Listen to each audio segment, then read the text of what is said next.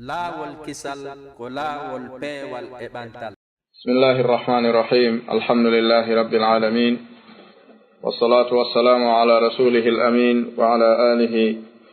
wa ashabihi ajma'in wa sallama tasliman kathira. Amma ba'du, ayyuhal ahibbah, assalamu alaikum wa rahmatullahi wa barakatuh. ما زلنا بمشيئة الله جل شأنه في مواصلة هذه المدارسة وهذه المذاكرة في كتاب الله جل شأنه بهذا العنوان ترجمة التفسير، ونحن اليوم في أول صدر سورة العنكبوت، ونقول وبالله تعالى التوفيق ومنه السداد وعليه التكلان، ونسأله جل وعلا أن يوفقنا إلى ما يحبه ويرضى. أن يتي جل وعلا إن جولين لادن صلى الله عليه وآله وسلم سلمني وسلمنا نغو هندو دوني سلمنا نغو إسلام en serali jokki tagol dursande meɗen nde wonɗen dursidude ka ndeɗo deftere Allahu tabaraka wa ta'ala. hande hiɗen ka suratul ankabut.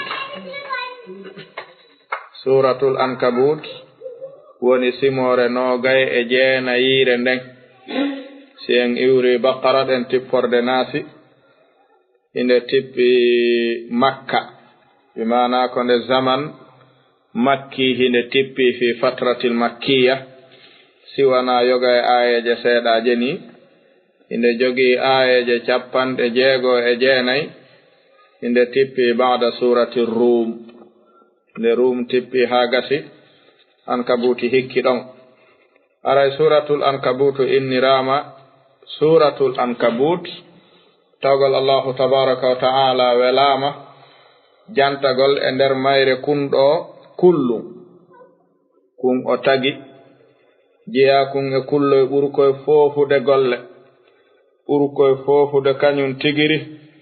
ɓurkoye fanɗugol e raɓɓidugol feere, koko wiyete mari jawowal. ɗiɗo fof mari jawo ala. mari jawo no fanɗi doole, mari jawo no fanɗi faamu, mari jawo no fanɗi feere, mari jawo no raɓɓiɗi miijo. jomi men waɗi misal shirkoɓe ɓen e golleji maɓɓe ɗin e kunɗo kullum wa'ukun ni. en yii hiyo wonu misal on ko mutabiqun lil hal. no mari jawo wa'ini no jokkiri ni, ko ni shirkoɓe ɓen jokkiri. jomi men waɗi kadi misal, o waɗali e mari jawo wangal tigiri, o waɗi e suudu maggal on. en andi suudu mari jawo ɗuwata ndiyam, ɗuwata nange, haɗata hendu. konno suudu waɗirana sina ɗi tati musidɓe julɓe. suudu ndu ɗuwata ndiyam, suudu ndu ɗuwata nange, suudu ndu haɗata hendu. konnum e suudu ni sina suudu mari jawo gasi. joni noon no nduɗo lo'iri ni, tawi ko wi'i suudu kon fof ala e mayru, shirkoɓe ɓen dewe maɓɓe ɗen ko wi dewal kon fof ala e dewe maɓɓe ɗen, fus ala to. kamasali baytil ankabuti, kamasalil ankabuti ittahadat baytan, o wi wa inna awhanal buyuti ismu tafdil la baytul ankabut. en faami misangal. mari jawo no foofi ko waɗi suudu mum, ñappay yango ha sacce yaha ara ha sigayni goɗɗo aro naɓora ngal kangal e suudu ndun e ɓey ngure nden fof hara andali fes. ka naɓora few hara miija yiɗa bonnande ngal few kono yaat mi mana jongalle ɗen e ɓey ngure nden e suudu ndun e bagage suudu ndun fof goɗɗo salorto naɓora hara anda naɓori. modi ndu suudu no lo'i ka jondu suudu kadi no foofi ka darnugol suudu. ngal misal sen jokki ngal harka ka ulumul balaga e damal wi'etengal ngal ilmul badi', en taway ngal misal no mawni ka haqqille bani adam simo andi mari jaawal ngal mo andi suudu ndum mo renti ko sirkoɓe waɗata kon taway ko goto fahimna ko ɗum ɗon simore nden innira suratul ankabut jalla wa ala o wi bismillahir rahmanir rahim alif lam mim en feƴƴino ko ɗuuɗi e ko karamokoɓe maki ɗeɗo kalfe hiɗe jeeya eɗe joomi men heerori andugol ko faandi e majje hiɗe wiye alhuruful muqatta'a kalfe taƴaɗe jalla wa ala o udditiri simore nden landagol o wi a hasiban nasu e yimɓe ɓen sikku an yutturaku nde ɓe accitirte ni tun an yaqulu nde ɓe wi'i amanna min gonɗini wahum hara kamɓe la yuftanuna ɓe jarribatake ngal gonɗinal maɓɓe haa ande tabituɗo e mo tabitata taɓe sikku ɗum wiwɗo gonɗini wo yo habbo dartede siko gonga makko tagoto sikku ɗum o wi ko waɗi na non e maɓɓe fuɗɗi wala kadu gonɗi ko gonga fatanna men fitinnino men jarribinoke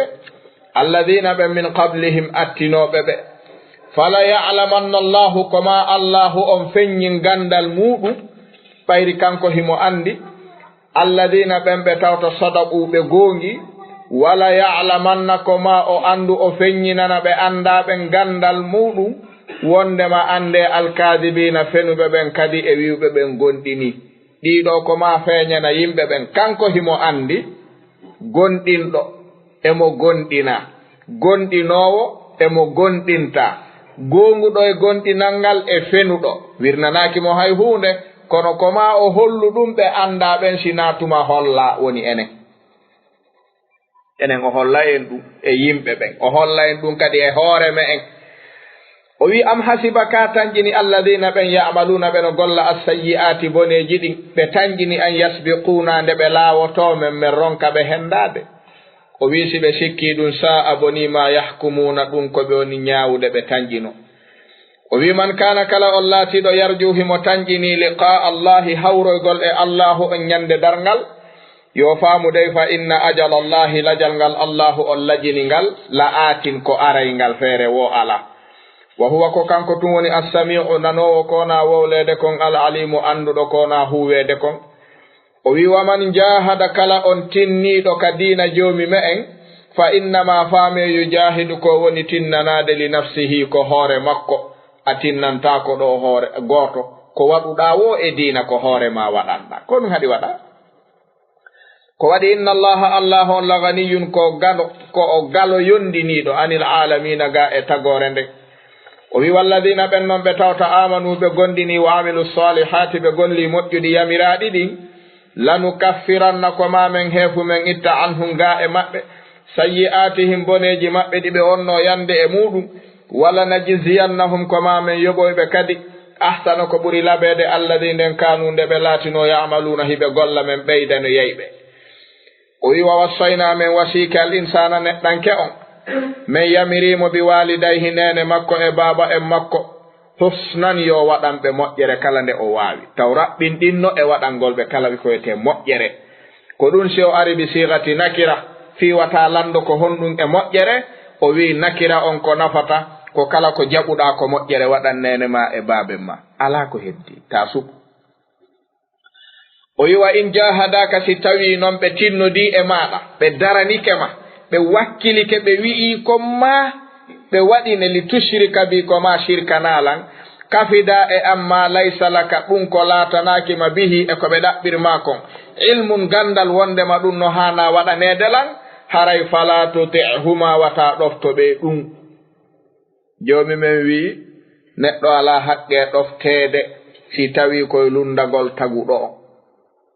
ɗum haysi ko nene ma e baben ma si ɓe daranike ma waɗu ko joomi men harmini kon si laaɓanima joomi men no harmini ɗum ɓe ala haqqe ɗoftede ɗon angal ɗoftagol ɓe ɗon jeyaka e ƴaggalngol ɓe ko kamɓe si ɓe daranike ma waɗa ɗum woni ƴagganɓe taguɗo on nde tawno ƴaggalngol ɓe dow ma no harmi kamɓe kadi no harmiri noon ƴaggugol ɓe taguɗo on en faami joni si tawi dagatako waɗaɓe ko haana ko welataɓe ko ɓe yiɗa ene sellay kamɓe kaɓe waɗina yimɓe ɓen joomi men ko yiɗa ko sellata ko ɗum si ɓe mara on ɗon haqqe jalla waala wi ta ɗoftoɓe ɗum kono noon ta yennuɓe dey ta jaaboɓe dey ta sonkamɓe dey ta ñaaɗamɓe dey fiiɓe wiye waɗu ka harmi ta waɗu tum ta waɗu tum ta etodoy haa ɓe na yennila a siiɓi kelan a ɗuuri kelan ko jonnaɗa ko falatoto e huma gasi ta waɗu dey e honnum kadi ta fawɗon hunde ta waɗu tum halas andi si ko ɗo haaɗuɗon haray no weli wowlude kono so yewti haa ɓenni ko ɗo o yennimi haray feƴƴitoyi waɗi joomi men yamiralima ɗum kadi ko wiwata ɗoftoɓe o mi inni yo waɗu o wi o waɗani mi innimo yo accu himo jokki ɗum wona yawre ni na yawre ko waɗi ɗon on hanaka ɗoftede ɗon kono mi wolay o jabatako ko ɗum waɗɗimo hana on jabade a joni so waɗata o innanmi o waɗata o hana ɗum kanko koyo deƴƴi tum sikko ko waɗete uggino o jokka sikko ko accete o porto few hara o ɓattaki a waɗata ta wi mi waɗata mi waɗay deƴƴi buddu joni men ko jonnuma ko fala tuti'huma ala ko ɓeydata ɗon haraɗa wonde taguɗo o kota waɗu tu o waɗi layya ko faade kam marji'ukum woni ruttorde moɗon faw nabbi'ukum mi yeetito on bima kuntum ɗum ko laatino ɗon ta'maluna hiɗon golla o wi walladina ɓen noon ɓe tawta amanu ɓe gondini wa amilu salihati ɓe golli moƴƴuɗi yamiraɗi ɗin lanudkhilannahum ko ma men naadoyɓe fi salihina e nder moƴƴuɓe ɓe ja'alana allahu minhum o wi wa minan nasi no yimɓe ɓen naaɓe fof man yaqulu on mono wi'a amanna menen kadi men gondini billahi allahu on men tawti on ka islamu kono noon fa ida udiya si on lorrama tum fillahi fi diina allahu kan ja'ala o wattinay fitnatan nasi lorra yimɓe ɓen fitna maɓɓe on e dow makko ɗum hino satti ka azabillahi wano lette allahu ɗe o fawoyta yedduɓe ɓe wala in jaa si tawi non ari nasrum ballal min rabbika immorde ka joomima julɓe ɓen fooli la yaqulunna nanay himo wi'ana on inna menen kadi de kunna men laatinoke ma'akum wondude mon ka gondinal son sendi jonne men geɓal amen ngal ka hona teeri ha ulai humul munafiqun dogoɓe mas'uliya lando geɓal si lorra ali potto si nafoore ari tuɗo addu هذه حال المنافق دون هذه صفة المنافقين جل وعلا وي أنا أوليس الله بشك الله أن ونالي بأعلمك كانك أقري أندد بما في صدور العالمين دون كوني كتر تغور مكونين wanako be fenyini kongoni be landade si be sikko anda koko be suudi kongo landibe be sikko anda dum mo andi o wi wala ya'lamanna Allahu kama Allahun andu o fenyina kanko himo andi alladina bembe tawta amanu be gondini wala ya'lamanna kama o andu o fenyina na be anda ben almunafiqina be nafiqi be ma be walo da fo yi irabe ala mandeji wala ta'rifannahum fi lahnil qawl be mari ala mandeji ko be andirte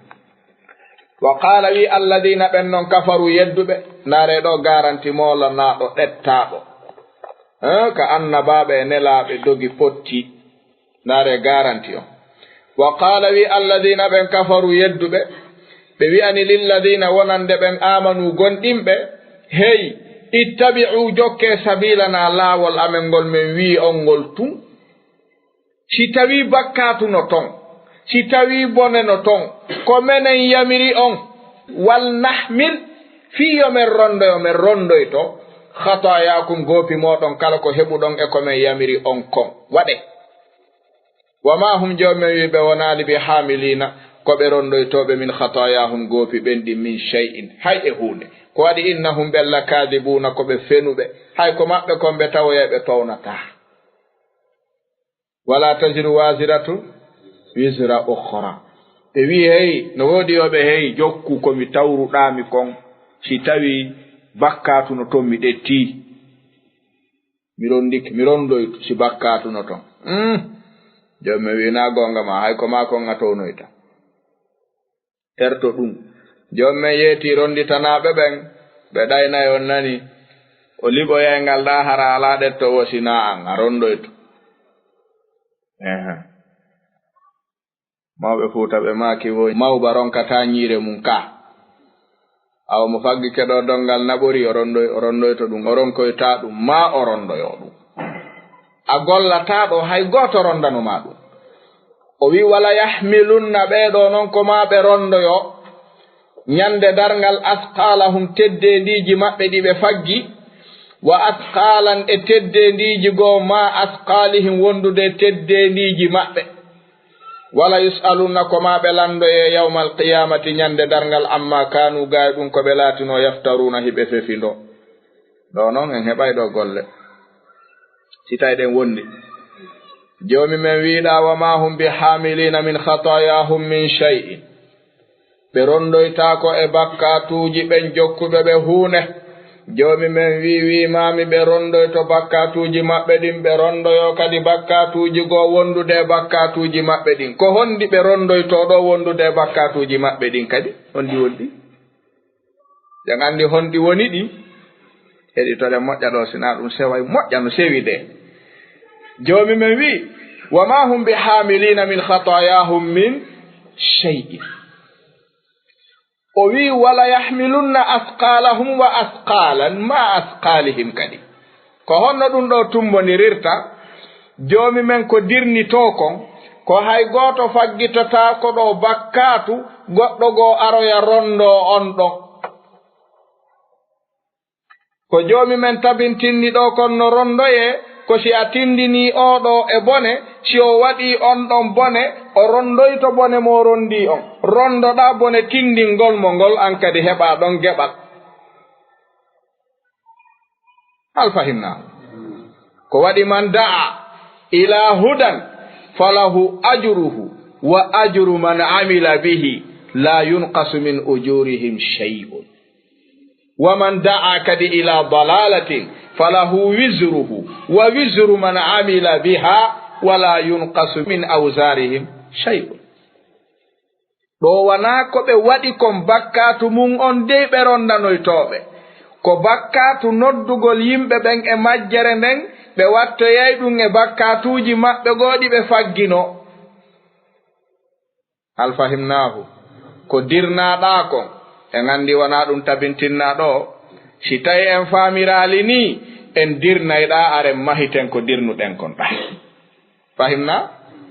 jalla wala wi wala kadi gondi ko gonga arsalna men nelino nuhan annabi nuh ila qawmihi faade yimɓe maɓɓe fa labisa annabi nuh tabiti fihim ka yimɓe muɗum alfa sanatin duuɓi wulure illa 50 aman siwana duuɓi 50 ko ɗo hisabu ɗetta calcul ko ɗo ɗetta moyen en yi illa ɗo ko moyen en yi ka aywa jalla wala wi fa akhadhahum nangi ɓe a tufanu woni waame ɗen woni ndiyam ɓurtuɗam wi'ete tufan wahum tay kamɓe zalimuna ko ɓe toñuɓe fa anjaynahum en dandi annabi nuh wa ashaba safinate wondiɓɓe laana kan wa ja'alnaha me waɗi kan laana ayatan aya molanaɗo lil alamina wonande tagore nden wa ibrahima anditi kadi fi annabi ibrahim id qala nde ɓe wi'anno li qawmihi yimɓe maɓɓe ɓen o abudullaha rewe allahu on wattaquhu rentemo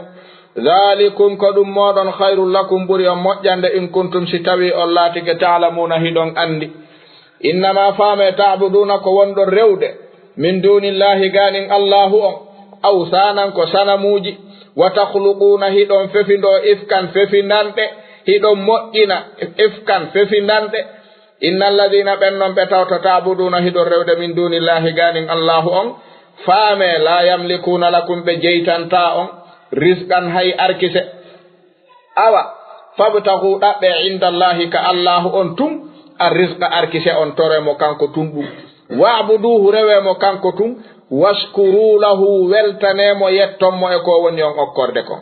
ko waɗi ilayhi kaka makko tun turja'una woni ko natteteɗon awa yahugol ɗo ɗaɓɓo e arkise ka neɗɗo bonti ka si neɗɗo faami ɗum ɗo kon to arkise ɗaɓɓete ka taguɗo on o wi wa in tukadibu si on fenni non on jaɓaali harayna onon fuɗɗori fakat gondi kadaba fennino umamun moftali min qablikum attinoɓe on wama ala rasuli fawaki kadi nelaɓe ɓe maɗum nelaɗo on illa al balagu siwana yottingol almubinu feeñugol ɗum ɗo noon no waɗɗi nelaɓe ɓen no waɗɗi jokkuɓe nelaɓe ɓen e yi feññinalngol yimɓe ɓen haa ko ɓe haani faamude ko laaɓana ɓe no haani laaɓirde noon ɗum ɗo woni wajibatul anbiya ɗum woni wadaifuhum ko ɗum kadi woni wajibatu wa wadaifu atba'il anbiya etagol haa yimɓe ɓen feññinane diina kan bayanan mubinan kasi ɓe jaɓay ka ɓe jaɓata ɗum waɗɗaki feññinoo kono noon ta feññinde haaron ka laaɓude ko ɗum ɗo woni ko joom men fawi nelaaɗon an iwtirɗo ɓaawo nelaaɗo ɗa fawa ɓuri ɗum na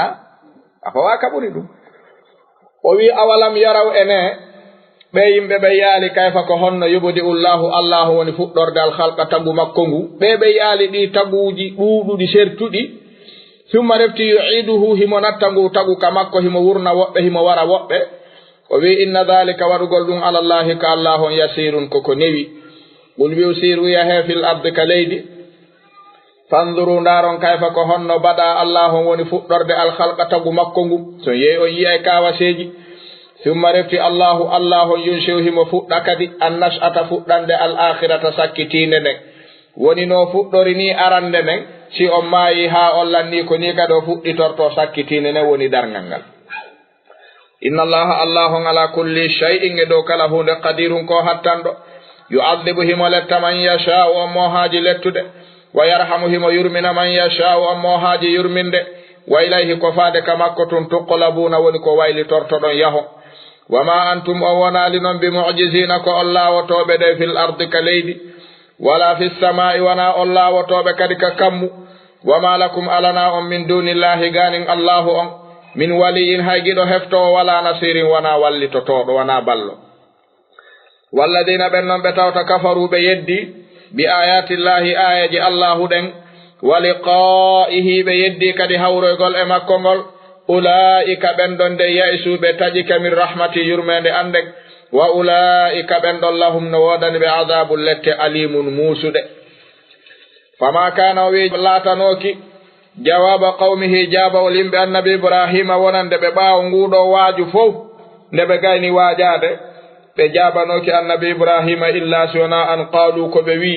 uqtuluhu ware ibrahim aw harriquhu ma ɗum sunnonmo joomi men wi fa anjahu llahu allah on dandi annabi ibrahima minan naari yiite ngeng en jangino ɓaawo to ka wiwno wa qulna ya naru kuni bardan wa salaman ala ibrahim jalla wala o wi inna fi dhalika woni e dandugol annabi ibrahima e ngen yiite la ayatin ayaje molanaɗe li qawmin wonande yimɓe yu'minuna ɓe no gondina wa qala annabi ibrahima wi innama faama ittakhadtum ko jogitiɗon min dunillahi ganin allahu on awsanan ko sanamuji ma waddata sabu giggol tum ɓisingol baynikum hakkunde moɗon fil hayati duniya ka gurnan aduna giɗale tum summa refti yawmal qiyamati faame ñande darngal yakfuru yeddoya e ba'dukum yoga e moɗon bi ba'din yoga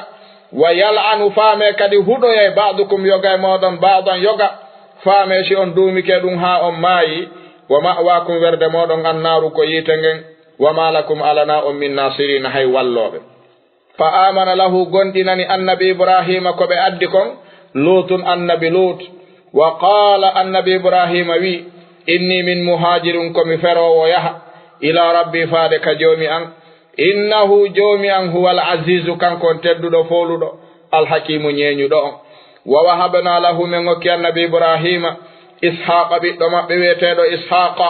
wa yaquba woni ɓiɗɗo annabi ishaqa wa ja'alna men waɗi fi dhurriyatihi ka ɓeygure annabi ibrahima ko ɗon men waɗi annubuwata annabankaku ngun ɓaawo annabi ibrahima wal kitaba defte tippinaɗe ɗen fo men waɗiɗe kadi ka ɓeygure annabi ibrahima wa ataynahu men okki ibrahima ajrahu joddi makko ni fi duniya kaduna ko hande e muɗum kon wa innahu tawi kadi annabi ibrahima fil akhirati kala kara lamina salihina ko ɓe jeeyaɓe e moƴƴuɓe ɓen. ɓaawo annabi ibrahima joomi men nelani nelaɗo illa fi dhurriyatihi. ɓaawo annabi ibrahima joomi men tippinali deftere sina e dow ɓiɗɗo annabi ibrahima. ko barki molanakini ka ko ɗum si arɗen dariɗen ɗon ko ɗon yewtere nde woni ko gasi ka rubu on waɗaɗa e yiihino wengi hakkude yewtere nden ko ɓuri no moƴƴude ko darnirgol yewtereji ɗi bil ma'ani kamana on dari ɗon daroɗen ɗon inchallah. hada wallahu taala ala wa alam. wassalamu aleykum wa rahmatullah. ɗon daroɗen ɗon inchallah. hada wallahu taala ala wa alam. wassalamu aleykum wa rahmatullah. ɗon daroɗen ɗon inchallah. laawol kisal ko laawol peewal e ɓantal.